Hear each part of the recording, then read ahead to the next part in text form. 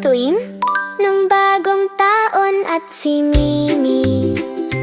Panimula, panimula.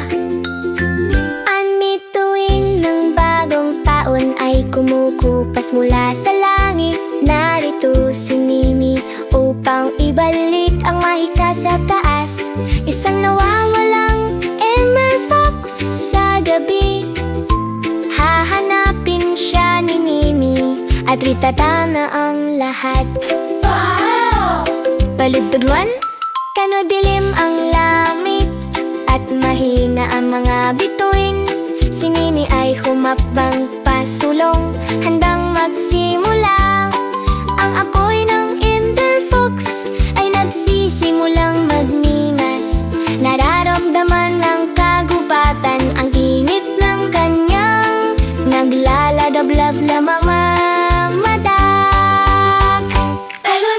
Nakita siya ng isang kumiisla na mapanamay mga pahiwating. Isang landas na susundan, isang bagay na mawawala. Sa usok at abog, siya ang maghahatid ng dahan upang ibalik ang bituin bago magbukang liwayway.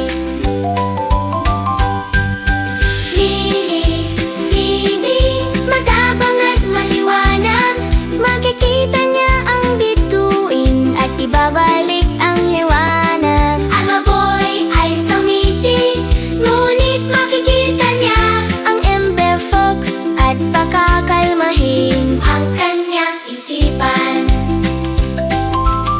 Aligdod tubatan,